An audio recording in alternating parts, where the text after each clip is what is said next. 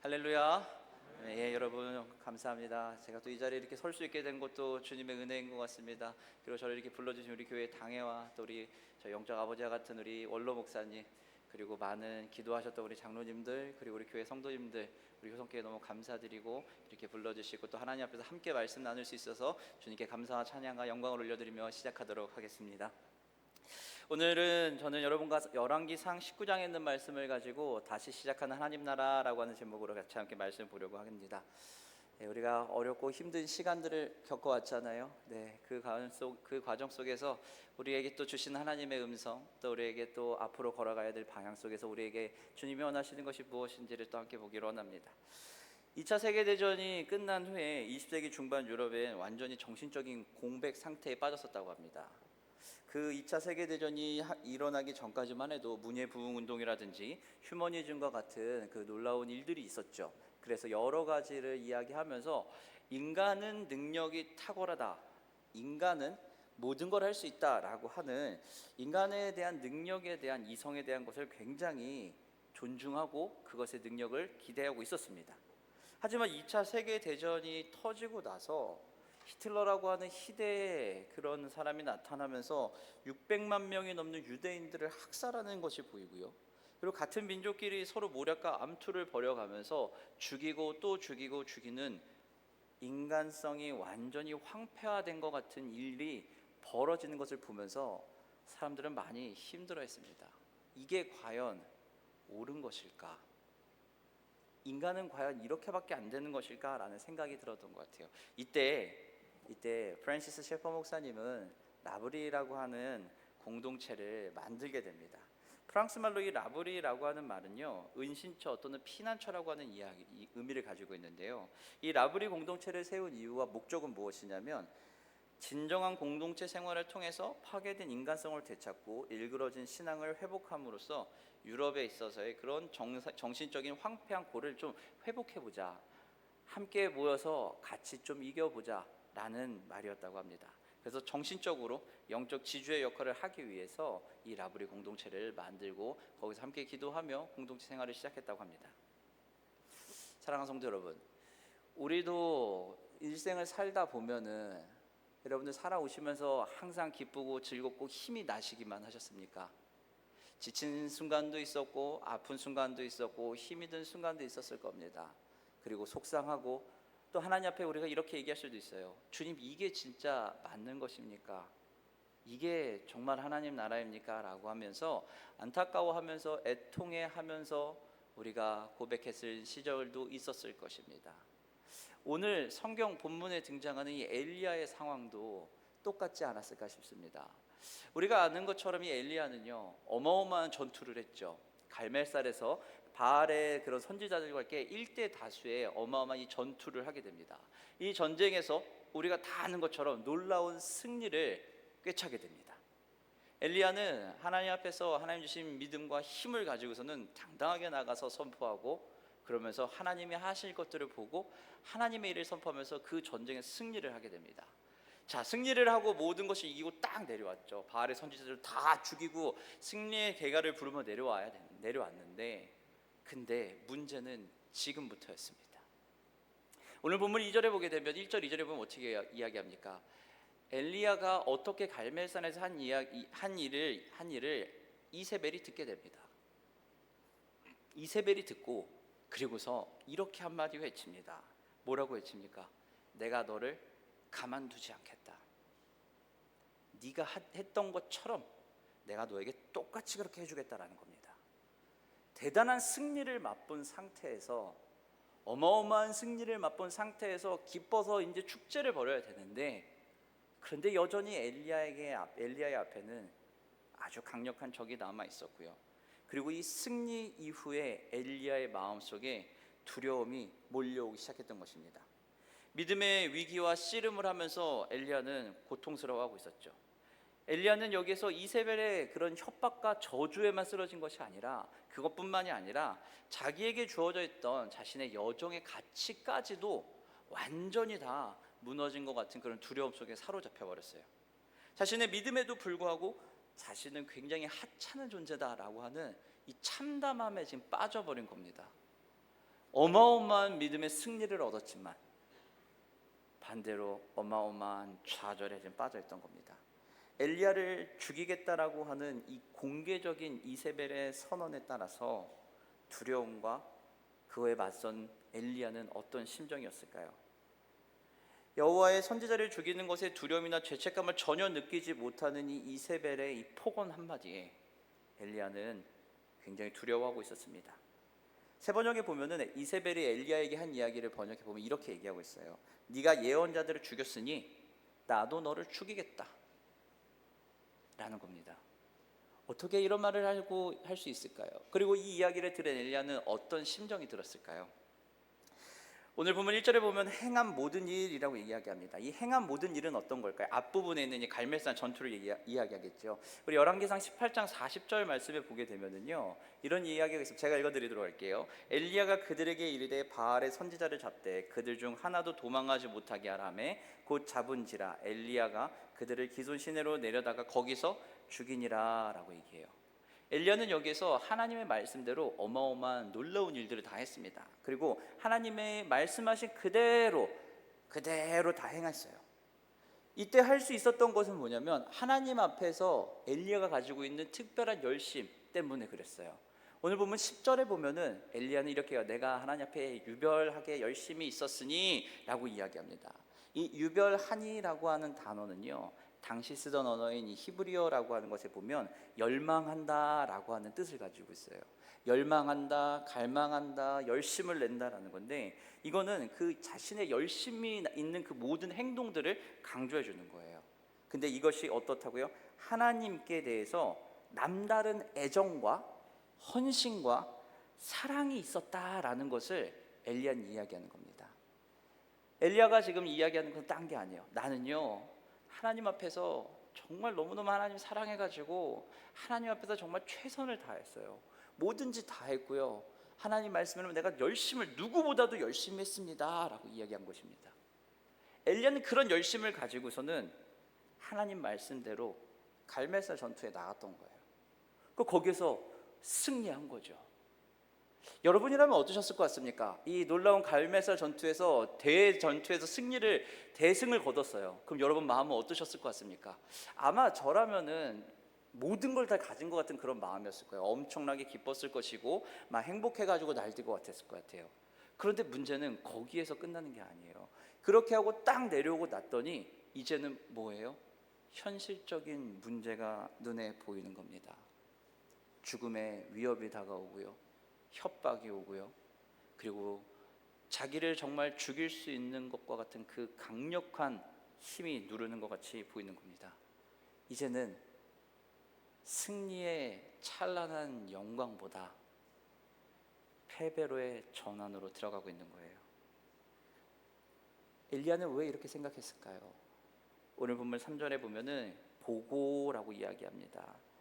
그가 이 형편을 보고 일어나 라고 얘기하는데요, 우리 3절 말씀 제가 한 번 더 읽어보겠습니다. 그가 이 형편을 보고 일어나 자기 생명을 위해 도망하여 유다에 속한 브엘세바에 이르러 자기의 사환을 그곳에 머물게 하고 라고 얘기합니다.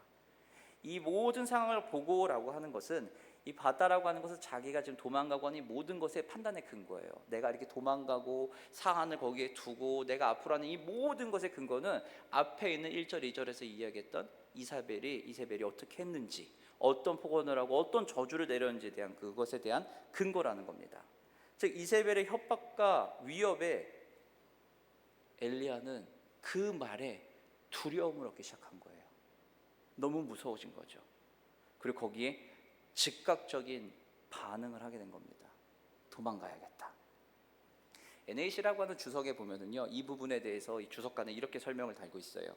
이세벨의 위협에 대해 엘리야는 자신의 사역이 끝이 났다라고 판단을 했다고 합니다. 내가 해야 되는 일은 전쟁에서 승리하는 것까지만이다. 그리고 내 사역은 여기서 끝났다라고 그렇게 판단을 한 게 이 엘리야의 상황이었다고 해요. 매튜 헨리라고 하는 유명한 주석가는요, 이렇게 또 해석을 합니다. 위대한 믿음이 있다고 강한 것이 아니다. 엘리야는 분명 이스라엘을 신앙으로 하나 되게 할 수 있었지만 두려워했다. 하나님의 보호 아래 무엇이든 할 수 있었지만 그는 두려워했다라고 해석을 하고 있습니다.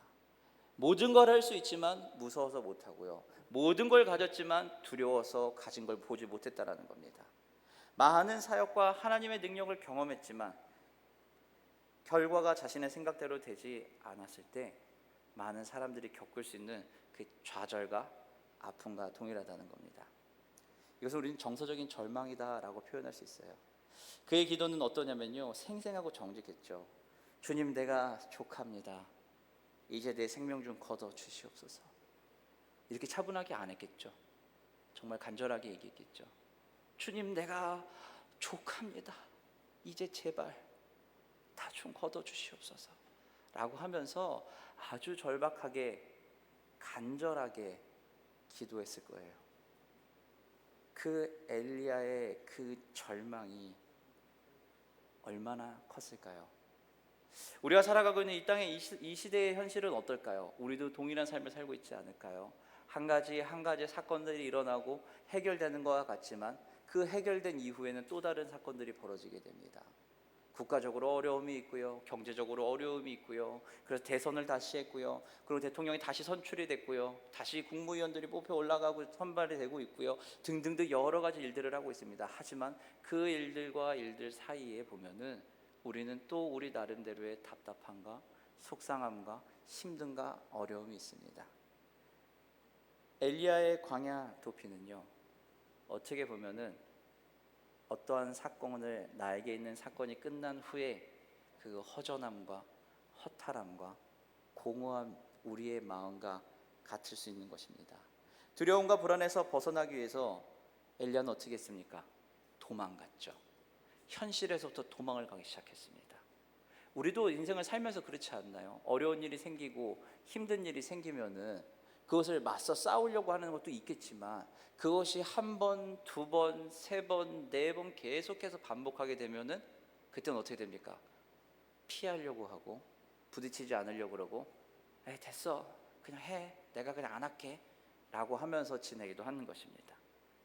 현대인이 갖고 있는 그런 여러 가지 이런 정서적인 불안함과 절망의 상태는 사실 오늘 내일의 일이 아닙니다. 그리고 우리만 겪는 것도 아니고 옆에 있는 사람만 겪는 것도 아니에요.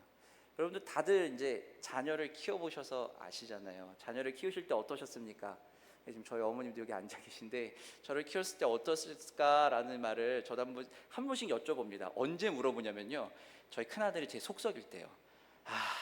얘는 참 어찌해야 될지 모를 정도로 막 속삭이면 하면은 궁금해요. 어머니한테 전화를 합니다.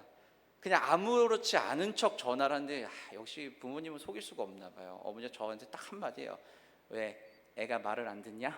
라고 한마디를 하십니다. 그러면 또 변명을 그건 아니고 엄마 별거 아니고 그냥 근데 나는 어땠어? 이렇게 물어보게 돼요. 내가 그 마음을 물어보는 것은요, 딴 게 아니죠.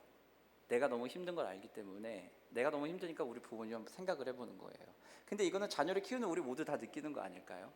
그러니까 이제 후배들이나 또는 동생들이나 또 많은 사람들이 자녀 때문에 고민을 하면 우리는 뭐라고 얘기해요?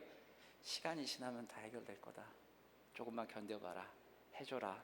기다려줘. 라고 얘기할 수 있는 거예요. 하지만 그렇게 얘기한다고 해서 그 현실이 사라지나요? 그렇진 않아요. 그렇진 않다는 겁니다. 최근에 우리 효성교회에 큰 아픔과 어려움이 있었죠. 우리 장로님들, 우리 많은 권사님들, 집사님들, 기도하는 우리 성도님들 얼마나 애통해 하시면서 아파하시면서 교회를 위해서 기도하시면서 계셨습니까? 그 아픈 마음을 어찌 제가 다 알겠습니까? 그 시간을 보내면서 얼마나 눈물 흘리시며 기도하셨습니까? 그리고 그것이 지나가는 이 시점에서 또 여러분들 마음속에 하나님 주신 그 기쁨이 얼마나 크겠습니까? 또는 하나님 주신 그 위로가 얼마나 크겠습니까? 누구도 우리의 아픔과 우리의 수고를 다 알지 못합니다. 엘리야가 느꼈던 그 절망이 바로 지금 우리가 느낄 수 있는 절망과 같다는 것입니다. 엘리야의 위기는요, 먼 이야기가 아닙니다. 우리는 인간이기 때문에요, 한 사건이 끝나고 나면요 좀 마음이 이렇게 릴렉스하게 돼요. 좀 편안해지게 됩니다. 근데 오늘 성경을 통해서 엘리야를 통해서 하나님 우리에게 하시는 말씀은 그렇게 느슨해질 때라도 절대로 하나님의 음성을 듣는 일에 게을리해서는 안 된다는 겁니다. 하나님의 말씀을 더 붙잡고 주님의 말씀을 더 붙잡고 주님 손에 단단히 붙잡혀 있어야만 한다는 것입니다. 그렇게 했을 때 우리가 가질 수 있는, 우리 안에 나타날 수 있는 그 두려움과 불안함에서 우리가 해결할 수 있다는 거예요. 하나님은 엘리야를 그냥 두지 않으셨거든요. 하나님은 두려워 떨고 있는 엘리야를 그냥 그래 너 한번 해봐라, 너 지쳤지 좀 쉬어 이러고 있는 게 아니에요. 그냥 단순히 쉬어가 아니라 하나님은 엘리야를 하나님의 손에 끌고 가게 만드십니다. 끌려가게 만들고, 그리고 거기에서 엘리야도 모르는 상황 속에서 엘리야를 가장 잘 돌봐주고 계세요. 미국의 한 보스턴 지역에서요, 지하 병동에 한 소녀가 격리돼 있었대요. 굉장히 공격성이 강하고 이 소녀는 마음에 상처가 있고 해서 정신병이 있고 막 이랬대요. 누구도 이 소녀를 건드릴 수가 없고 케어할 수가 없고 힘든 상황이었습니다. 그래서 모든 의료진들이 이 소녀에 대해서 판단을 내리고 딱 결정을 내는데 뭐라고 했냐면요, 회복 불가능하다라는 진단을 한 것입니다. 부모도 아이를 포기해버렸고요, 면회조차 가지도 않았어요. 누구도 이 소녀에게 관심을 보내주지 않았던 거죠. 그리고 회복 불가능이라고 낙인이 찍힌 이 아이는 세상을 바꾸고 위대한 생애를 과연 살 수 있을까라고 하는 생각도 아무도 안 했어요. 근데 이 아이가 할 수 있을까요, 과연? 그러기가 어렵겠죠. 그런데 모두가 포기했는데 간호사 한 명이 6개월 동안 이 아이를 돌봐가면서 하나님의 사랑을 끊임없이 전했다고 합니다. 그러자 그 소녀의 마음속에 변화가 일어나기 시작했대요. 그리고 긴 시간의 그런 회복의 시간과 터널을 지나면서 마침내 회복 불가능이라는 정신질환을 갖고 있고 회복 불가능이라는 병을 받은 이 소녀가 완쾌가 되고 삶을 살아가게 했다는 것입니다. 여러분, 이 소녀가 누구인지 압니까? 우리가 모두가 다 아는 그 유명한 헬렌 켈러를 이끈 앤 설리반 선생님의 이야기입니다. 사랑하는 성도 여러분, 하나님은요, 우리를 절대 그냥 두지 않습니다. 하나님은 반드시 우리를 붙잡으시고 우리를 하나님의 자리에서 하나님의 때에 하나님의 일을 하게 만들어 주신다는 겁니다. 근데 그 음성이, 그 하나님의 인도하시는 손길이 어쩌면 우리가 생각하는 것과 조금은 다를 수 있어요. 거대한 바람이 막 불고 비바람이 오고 폭우가 내리는 것처럼 강력한 그런 사인이 있으면 참 좋겠는데, 오늘 엘리야를 통해서 보는 것처럼 보면은 본문에 뭐라고 있냐면요, 큰 바람이 부는데도 하나님은 안 계시고 불이 나는 거기에도 하나님이 안 계시고 어디에도 하나님이 보이지 않는다는 거예요. 강력한 뭔가가 있으면 좋겠는데, 근데 그 강력한 이 현상과 여러 상황 속에서 보이지가 않는다는 거예요. 그런데 하나님의 음성은 어떻게 들렸다고요? 세미한 소리로 엘리야를 붙들고 갔다라는 겁니다. 하나님의 속삭임은요, 아주 부드러웠다라는 거예요. 강하게 몰아붙이는 것도 아니에요. 힘들게 밀어붙이는 것도 아닙니다. 아주 부드럽게 부담 없이 우리가 하나님 품에 안길 수 있도록 그 손 붙잡고 갈 수 있게 했다는 것입니다. 하나님은 장엄하게 엘리야를 만나시는 게 아니에요. 하나님은 장엄한 것이 아니라 아주 부드러운 속삭임으로 만나시고 미묘하지만 그분의 임재에 대한 심오한 확신을 주셨다라는 겁니다. 그리고 말씀이 이 엘리야에게 임하게 되는 거죠. 엘리야는 하나님의 말씀이 임했을 때 어떻게 얘기해요? 불평과 좌절의 상황에 대해서 끊임없이 이야기해요. 근데 그 불평과 좌절의 상황 속에도 하나님은 엘리야를 찾아가시는 거예요. 그리고 하나님은 엘리야에게 이렇게 얘기하세요. 야, 너가 생각하는 그 정도에만 머물러 있는 사람이 아니야 라는 것을 강압적이지 않고 아주 부드럽게 이야기하세요. 11절 12절에 보면은 하나님의 이야기를 하시게 됩니다. 우리 11절과 12절 말씀 우리 함께 한번 보도록 하겠습니다. 11절에 보면 이렇게 이야기합니다. 여호와께서 이르시되 너는 나가서 여호와 앞에서 산에 서라 하시더니 여호와께서 지나가시는데 여호와 앞에 크고 강한 바람이 산을 가르고 바위를 부수나 바람 가운데 여호와께서 계시지 아니하며 바람 후에 지진이 있으나 지진 가운데도 여호와께서 계시지 아니하며 또 지진 후에 불이 있으나 불 가운데도 여호와께서 계시지 아니하더니 불 후에 세미한 소리가 있는지라. 아멘. 하나님은요, 초월적인 존재의 그 하나님이 맞습니다. 하나님은요, 그런 식으로 장엄하게 다가오실 수도 있습니다. 하지만 하나님은요, 우리의 생각을 뛰어넘는 분이시라는 겁니다. 하나님은 강한 바람, 지진, 불과 같이 강력한 하나님의 모습이 없는 게 절대 아닙니다. 하나님이 그걸 못하시는 게 절대 아니에요. 하나님은 다 하실 수 있습니다. 강하시고 능하시고 모든 것에 힘이 있으시고 전지전능하시고 무소부지하신 분이시 하나님이시기 때문에 하나님은 못하시는 게 없어요. 하지만 하나님은 그렇게만 하시는 분이 아니시라는 거예요. 하나님은 거기에 멈추는 게 아니라 그게 하나님의 무슨 전부냐라고 우리에게 얘기하시는 게 아니에요. 그러면서 이야기하시는 게 아주 세미한 목소리로 신성한 개입을 하시는 거예요. 조용하고 곱고 섬세한 음성이 바람과 지진과 불 속에서가 아니라 아주 미묘한 방법으로 하나님의 임재가 오는 거예요. 이렇게 생각하시면 돼요. 너무 더워요. 지금 엄청 덥잖아요. 열대야고고 이 더운데 잠깐 서 있는데 이곳에서 어떻게 하면 우리가 더위를 식힐 수 있을까요? 에어컨 밑에 가면 될까요? 네, 그럴 수 있겠죠. 근데 그럴 수 있는 상황이 아니에요. 그냥 밖에 있습니다. 그럼 어떻게 할까요? 센 바람이 막 불면 시원해질까요? 아니죠.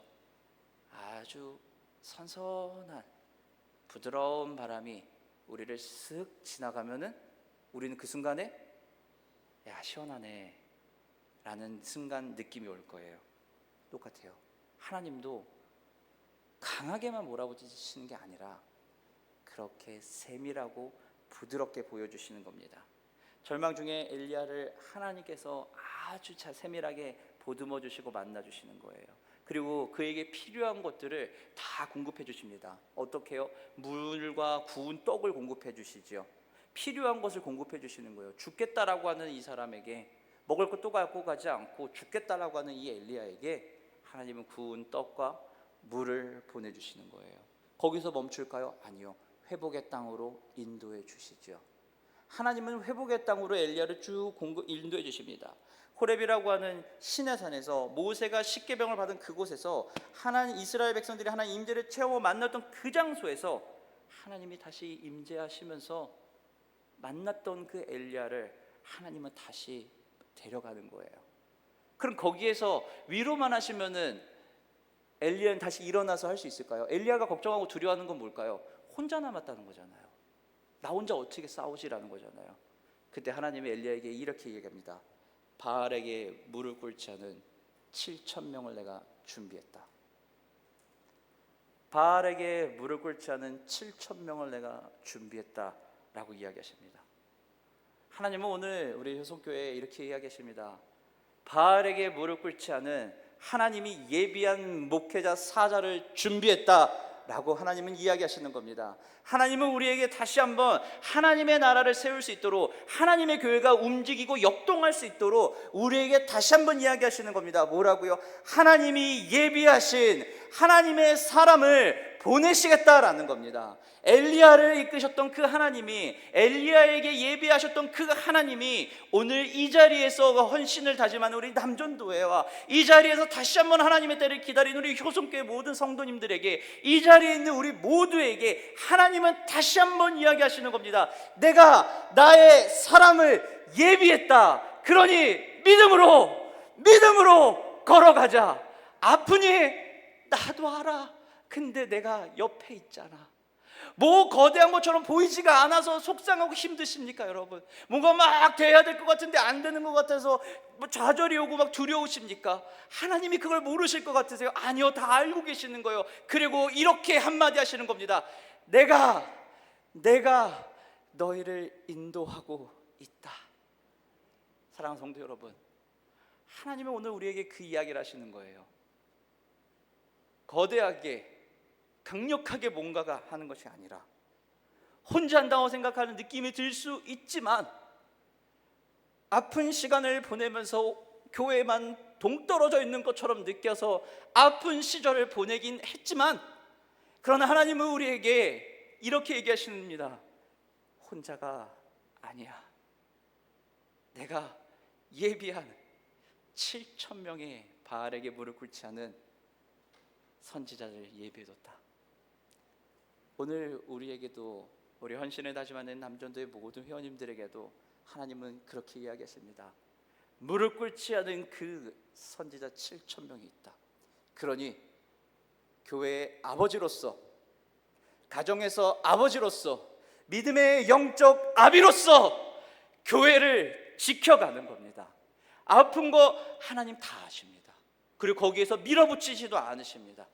그저 아주 부드러운 음성으로 아주 세밀하게 다시 한번 이야기하시는 겁니다. 내가 너를 인도하리라. 그 하나님이 동일하게 오늘 여러분에게도 말씀하시는 겁니다. 내가 함께한다. 빠르게 진행되는 삶에서 하나님의 세미한 음성이 우리에게 찾아옵니다. 너무 빨리 진행되고 뭔가 막 거대하게 움직이는 것을 기대하지만, 그러나 그 속에서 역사하시는 하나님의 시간과 하나님의 방식이 있어요. 그럼 그것에 어떻게 해요? 우리가 귀 기울여야 되거든요.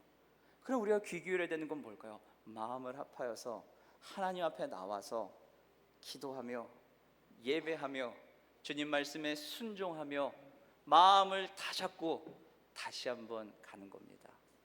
가정에서 저도 자녀를 키워보니까 그렇더라고요. 자녀를 신앙으로 인도하는 것이 보통 일이 아니더라고요. 그래서 제가 이 자리에 있는 것이 정말 큰 주님의 은혜 같아요. 우리가 강제한다고 할 수 있는 것도 아니고 우리가 뭐 내비둔다고 되는 것도 아닙니다. 하나님의 은혜가 있을 때 되는 것입니다. 그러니 사랑하는 성도 여러분, 하나님의 임재의 자리, 여러분 기억하셨던 우리 교회에서 하나님이 임재하셨던 그 기억들이 있으시죠?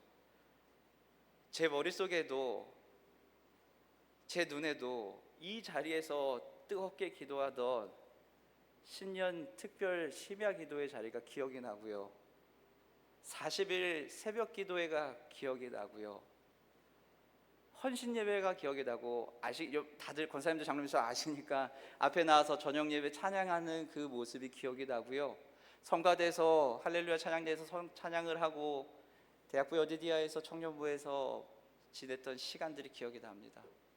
그때 그 간절하게 뜨겁게 또 하나님의 임재를 사모하면서 하나님의 임재를 구하면서 그 임재 안에 살았던 그 모습들, 여러분 구역 안에서 교구 안에서 수요 예배 끝나고 크로스웨이 성경 공부를 하면서 누리셨던 그 은혜의 시간들 기억하시죠? 오늘 하나님이 우리에게 그 자리로 다시 가자고 여러분을 초대하는 겁니다. 사랑하는 성도 여러분, 그리고 사랑하는 우리 남전도 회원 여러분, 모든 여러분들께 다시 한번 권면합니다. 영적 아비로서, 가정의 아비로서, 교회의 아비로서 그 은혜의 자리, 기도의 자리, 예배의 자리, 죽을 때까지 사수하시길 바랍니다.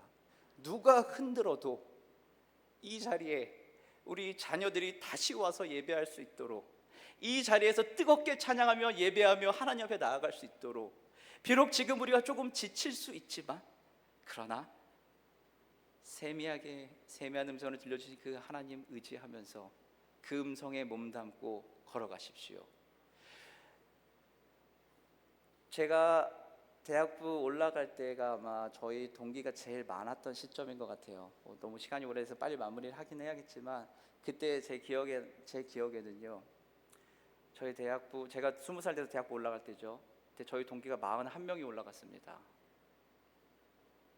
대학부가 6년 있었는데 저희가 있으면서 물론 많은 사람들이 떠났어요. 그리고 신년 특별 2주 저녁 기도회를 하게 되면은 제 기준으로 왼쪽 기둥 있는데 저 자리에 청년들이 엄청 많지는 않았지만 상당히 많은 수가 모여서 같이 기도 제목을 나누고 기도했었습니다. 사랑하는 성도 여러분, 다시 한번 우리 효성교회 그런 믿음의 자녀들이 채워질 것입니다. 다시 한번 우리 교회에 하나님의 믿음의 자녀들이 채워질 것입니다. 그러기 위해서 우리 아버님들이, 우리 어머님들이 기도의 자리를 지켜주십시오. 세상이 바쁘고 정신없이 도니까 젊은 청년들은요, 새벽에 새벽 기도하러 나오는 거 어려워요. 금요 예배 나오는 거 어려워요. 수요 예배 나오는 거 너무 어려워요.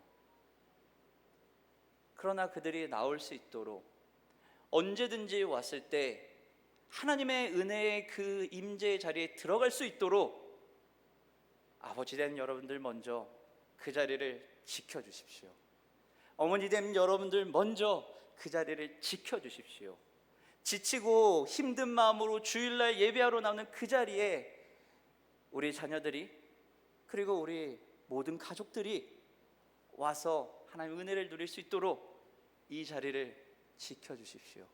그리고 그 안에 있는 그 상황 속에서 음성을 들려주시는 세미한 그 하나님의 음성에 반응하시길 소망합니다. 내 옆에 있는 자들과 함께 간다는 걸 절대 잊지 마세요. 혼자 가는 게 아닙니다. 왜 우리가 연합 남전도회로 헌신 예배를 드립니까? 왜 남전도회 헌신 예배에 우리 모든 성도들이 함께 예배합니까? 다른 게 아니죠. 너희들 열심히 해봐라가 아니라 우리 같이 열심히 합시다라는 겁니다. 그럼 사랑하는 성도 여러분, 사역은 나누고 기쁨도 나누고 슬픔도 나누는 것입니다. 그래서 함께 마음을 모아서 기도하며 하나님 말씀 안에 은혜를 누리는 겁니다. 결코 혼자가 아니라는 것을 우리는 꼭 기억해야 됩니다. 그래서 공동체로, 교회로 우리를 부르신 겁니다. 말씀을 마치도록 하겠습니다. 하나님은 우리의 두려움과 절망 속에서도 부드러운 방식으로 우리를 인도하십니다. 우리의 취약함을 넘어설 수 있는 힘과 방향을 제시하고 따라와라라고 하는 것이 아니라 그것을 제공해 주시고 직접 공급해 주신다는 겁니다.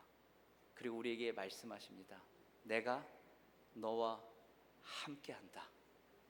하나님의 임재에 대한 확언이 우리에게 온 겁니다. 우리가 가장 어두운 시기에 그때도 하나님은 거기에 계십니다.